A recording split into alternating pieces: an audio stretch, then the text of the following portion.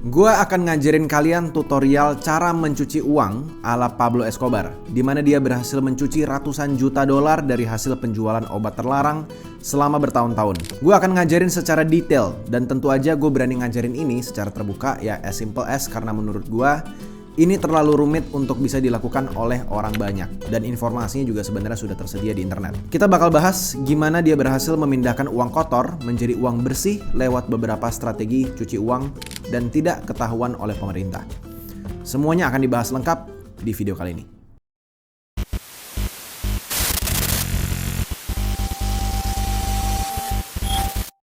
Halo semuanya, kenalin gue Josh Gultom. Di channel ini gue banyak ngebahas tentang konspirasi, teknologi seperti AI dan kripto dan juga yang lainnya.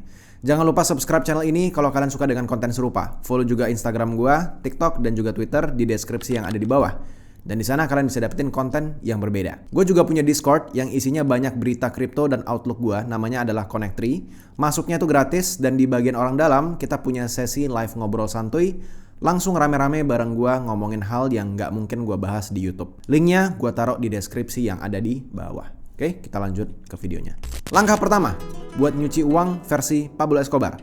Kalian harus bikin pasar gelap keuangan. Dan ini bukan pasar sembarangan, tapi sistem bawah tanah global yang jalannya tuh kayak sebuah bank. Tapi gak punya gedung, gak punya CCTV, dan pastinya gak ada yang namanya audit.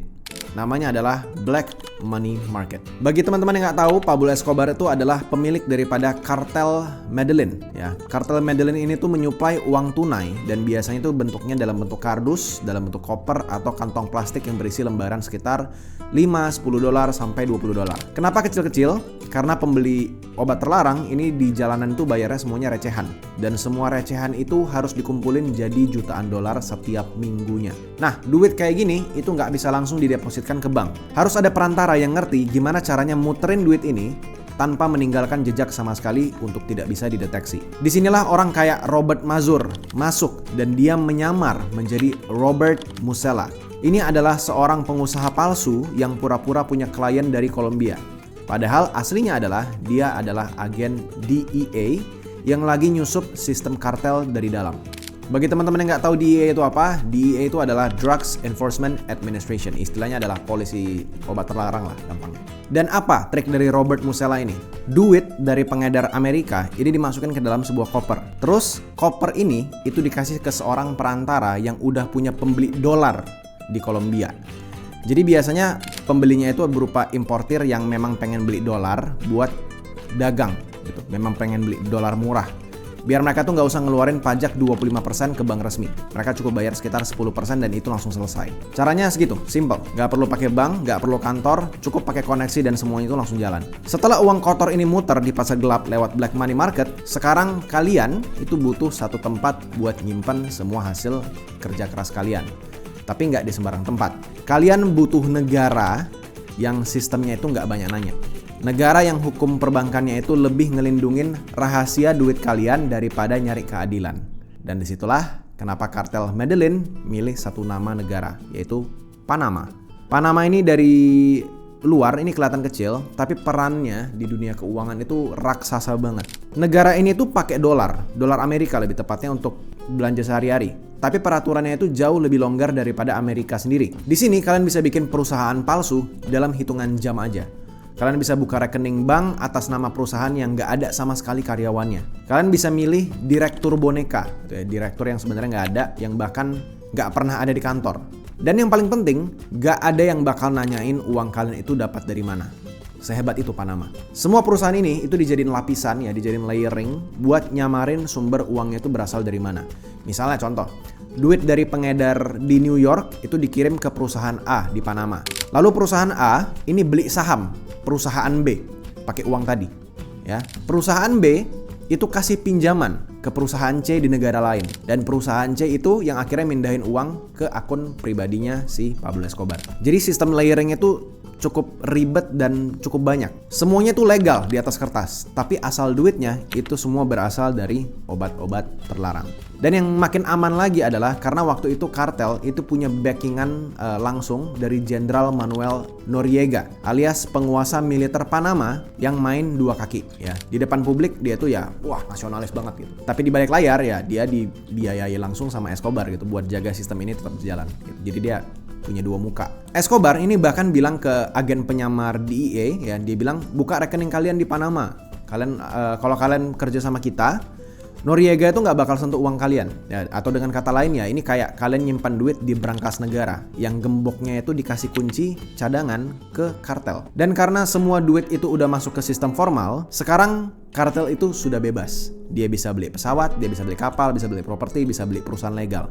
Bahkan mereka bisa kirim uang ke Swiss dan juga ke Paris ya, bahkan juga ke rekening atas nama istri atau anaknya dia. Sampai akhirnya nanti gue bakal ceritain juga, dia bikin dana darurat sebesar $100 juta di Eropa buat jaga-jaga kalau dia harus kabur. Panama itu nggak cuman sebagai markas saja. Panama itu kayak semacam fondasi dari seluruh jaringan pencucian uang, terutama uangnya Pablo Escobar.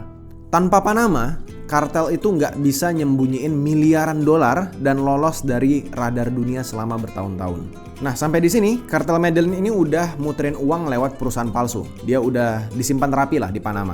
Tapi itu belum cukup. Pablo Escobar pengen lebih dari sekedar aman. Dia pengen sistem yang bisa mindahin uang dia itu dari satu benua ke benua lain tanpa dikejar-kejar sama hukum internasional. Dan jawabannya adalah Bank of Credit and Commerce International, alias BCCI. BCCI waktu itu bukan sebuah bank kecil. Ini adalah bank swasta terbesar nomor 7 di dunia, literally. Cabangnya itu ada di sekitar lebih dari 70 negara dan nasabahnya itu bukan kaleng-kaleng ya. Mulai dari presiden, ada diktator, ada pejabat, pengusaha hitam, sampai kartel obat terlarang juga ada. Dan yang paling penting adalah mereka ngerti banget cara nyimpan duit kotor biar kelihatan bersih. Modus mereka ini disebut sebagai layering extreme. Dan gua kasih ilustrasi simpel di sini. Ilustrasinya gua akan coba sesimpel mungkin, tapi kayaknya nggak akan simpel. Ya, intinya begini. Kalian jualan obat terlarang dan masukin uang itu ke rekening perusahaan A di Panama. Lalu perusahaan A ini akan naruh duit itu ke dalam bentuk Certificate of Deposit. Ya, ini kayak surat deposit gitu, yang disebut dengan nama CD singkatannya, Certificate of Deposit. Kemana? Ke cabang BCCI di Luxembourg. Lalu Certificate of Deposit itu dijadikan jaminan atau kolateral buat pinjaman resmi ke perusahaan B. Di mana? Di Paris. Perusahaan B bisa lagi ngasih pinjaman ke perusahaan C. Di mana? Di Gibraltar. Lalu terakhir, duit dari Gibraltar ini dikirim balik lagi ke Panama. Tapi kali ini udah lewat banyak banget lapisan hukum dan gak bisa dilacak asalnya. Bayangin aja, kalau kalian mau lacak duit itu, kalian harus tembus kerahasiaan perusahaan di Panama, harus jebol hukum keuangan di Prancis, lanjut lagi ke Luxembourg, dan itu baru buka sedikit aja jejaknya. Kalau satu aja nggak bisa ditembus aksesnya, jejaknya itu akan langsung putus.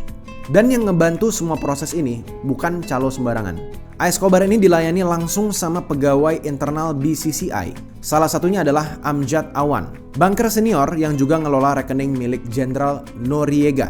Artinya adalah kartel dan pemerintahan Panama yang korup itu pakai bank yang sama, trik yang sama, dan orang yang sama. Dengan sistem ini kartel itu nggak perlu lagi ngangkat koper-koper berat ya. Duitnya tinggal jalan aja lewat sistem global. Masuk ke Eropa, masuk ke Asia, bahkan nyangkut di Wall Street beberapa kasus. Semuanya itu kelihatan sangat legal. Semuanya tercatat dengan sangat rapi. Dan disinilah Mazur, si agen DEA yang nyamar jadi pengusaha, mulai ngerekam semuanya. 1.200 percakapan berhasil didokumentasi selama 2 tahun. Ini ngebongkar satu persatu cara bank BCCI bantu nyuci uang kartel obat ilegal. Kalau sebelumnya kita ngomongin soal sistem yang besar gitu ya, kayak misalnya bank internasional dan perusahaan boneka, sekarang kita turun ke level jalanan. Ya, di sini ada lagi sistem strategi pencucian uang yang berbeda, yang bikin aparat itu makin susah ngebongkarnya. Namanya adalah Smurf Operation. Ya, kalau kalian tahu ya, yang karakter Smurf yang warna biru itu, nah itu sebutannya, Smurf Operation. Ini adalah julukan buat ratusan kurir yang ditugaskan cuman satu hal, yaitu pecahin uangnya jadi recehan. Cara mainnya kayak gini. Yang pertama, setiap Smurf ini dapat duit cash. Biasanya itu sekitar $10.000 sampai $50.000. Dari mana asalnya? Ini langsung dari pengumpul uang jalanan kartel. Yang kedua, mereka dikasih peta kecil. Hari ini harus belanja di mana? Di toko A, dan besok di toko B, dan lalu seterusnya. Lokasinya ini acak, tapi semuanya itu udah diatur. Yang ketiga, tugas mereka adalah beli produk keuangan legal. Kayak misalnya money order, traveler's check, cashier's check, dan bahkan transfer kecil-kecilan yang jumlahnya itu di bawah $3.000. Bagi teman-teman nggak tahu apa yang tadi gue sebutin, itu basically adalah ya bisa dibilang Semacam cek lah, gampangnya gitulah. Dan kenapa harus di bawah $3.000? Karena itu adalah ambang batas di mana transaksi nggak perlu dilaporin ke lembaga keuangan negara. Misalnya, beli money order senilai $900-an, terus biarin bagian penerimanya kosong gitu. Itu boleh di sana. Kesannya tuh kayak buat ya bayar tagihan biasa aja gitu. Padahal itu pecahan dari uang obat terlarang. Kalau satu Smurf itu bisa bawa uang sekitar $50.000 dan kartel itu keluarin 10 Smurf saja, artinya dalam satu hari mereka bisa ngepecah $500 juta jadi ribuan kertas uang yang legal. Di akhir hari, semua hasil belanja itu dikumpulin dan dimasukin ke dalam sebuah box. Dan ini boxnya dikirim lewat FedEx ke tempat pemrosesan uang kartel. Sekarang uang yang tadi bentuknya itu berantakan ya, dalam bentuk koper, dalam bentuk plastik segala macam yang bentuknya nggak jelas, itu semua berubah jadi tumpukan dokumen resmi secara tebal, yang tebal itu kurang lebih 8 cm. Nggak ada lagi yang namanya bau obat ilegal, nggak ada lagi yang namanya jejak jalanan, nggak ada lagi hubungannya sama Pablo Escobar secara langsung di sini. Hilang semuanya jejaknya. Dan di titik ini, kalian bisa milih uangnya tuh mau dimasukin lagi ke rekening Panama, atau langsung dipakai buat beli properti, mau dipakai buat beli jet pribadi, bahkan ya kampanye politik itu juga bisa. Dan itu semuanya dipakai sama si Pablo Escobar. Sistem Smurf ini itu kelihatannya receh dan agak ribet. Tapi justru inilah yang bikin kartel itu kebal. Karena aparat itu nggak bisa nangkep satu transaksi besar. Semuanya itu kecil-kecil. Tapi kalau dikumpulin, itu nilainya miliaran. Nah, kalau kalian udah ngelewatin tahap namanya black money market, buka akun di Panama, kerja sama bank internasional, dan udah punya Smurf Army ini, ya. Sekarang waktunya kita masuk ke ultimate task-nya. Bisakah sistem ini dipakai buat ngelola uang dalam skala yang super duper besar? Jawabannya adalah bisa banget malah. Dan ini udah diuji langsung sama Pablo Escobar sendiri. Waktu itu, Pablo Escobar ini ngirim seorang pengacara utamanya yang namanya adalah Santiago Uribe. Ya, ini buat ketemu langsung sama Robert Musella. Nah, dia ini yang tadi gue bilang ya, nama palsu dari agen penyamar DEA, ya, Robert Mazur namanya aslinya. Pertemuan ini dilakukan di Paris dan Uribe itu nggak datang sendirian. Dia bawa tim dan dia punya satu misi, yaitu audit sistem pencucian uang yang katanya aman. Dan setelah pertemuan itu mereka rapat cukup intens. Kartel Medellin ini ngasih lampu hijau buat mindahin $100 juta ke Eropa lewat sistem buatan si Musella tadi ini. $100 juta ini bukan buat diputer berdagang. Ini adalah dana darurat, dana pelarian lebih tepatnya. Jadi kalau misalnya ada perang yang pecah, kalau misalnya kartel itu kepepet dan Pablo Escobar harus menghilangkan diri, dana ini udah siap buat dipakai kabur kemana saja di seluruh dunia. Setelah deal ini disetujui, ya, duitnya ini mulai ngucur banyak banget kayak keran bocor gitu. Ya, pagi dikirimin $1 juta, tiba-tiba sore nanti muncul lagi $2 juta, dan besoknya nyambung lagi, dan nyambung lagi. Ya, hampir tiap hari ada pengiriman uang skala gede yang harus dicuci, diatur sama ya, dilapisin lah sampai nggak kelihatan lagi asal-usulnya dari mana. Pakai sistem apa? Pakai sistem yang tadi gue mention di awal, ya. Misalnya kayak kirim duit dari Panama, lalu ke Luxembourg, lalu ke Paris, lalu ke Gibraltar, lalu balik lagi segala macam. Ya intinya pakai sistem yang gue sebut sebagai layering offshore atau layering ekstrim, ya. Lalu juga pakai kurir cash ilegal, ya pakai Smurf, lalu juga pakai bantuan bankir-bankir yang korup buat nutupin jejak Pablo Escobar. Ya intinya adalah macam-macam lah kungfunya, tapi skalanya dibuat jauh lebih ekstrim dan lebih besar dan lebih cepat. Tapi karena makin besar permainannya dan makin buru-buru, ini resikonya juga makin besar. Satu hari, ada tim pengintai DEA di lapangan ini bikin kesalahan yang sangat fatal. Mereka itu lagi berdiri dan lagi nongki-nongki lah, ya terlalu dekat sama lokasi transaksi. Dan masalahnya adalah, orang-orang kartel ini tahu cara ngenalin orang biasa sama orang agen federal. Gimana cara mereka ngenalinnya? Mereka ini nyari yang mereka sebut sebagai gringo atau outsider lah. Di usia ya sekitar 20-30an ya, badannya tegap, pakai jeans, kaos polo yang polos, sepatu jogging sama somehow fanny pack, ya pakai tas kecil itu loh, yang depan perut. Nah, fanny pack ini tuh bukan buat gaya-gaya. Itu tempat mereka nyimpan pistol, ya. Dan bener aja, hari itu banyak banget orang yang pakai seragam FBI ini, versi kartel, ya. Dan tim pengawas dari pihaknya Pablo Escobar ini langsung tahu semuanya. Itu dia langsung telepon darurat ya ke Emir Abreu namanya. Ini adalah partnernya Mazur, dan di ujung telepon ada suara panik di situ. Dibilang, wah ini Musella pasti agen DEA. Gitu. Nggak mungkin enggak. Semua deal kita batal katanya. Dan Mazur di situ langsung ngedekatin tim kartel. Dia langsung berusaha ngeyakinin semuanya kalau ini cuma salah paham aja. Dia melas-melas lah. Dari situ nyawanya hampir hilang ya pada saat itu ya.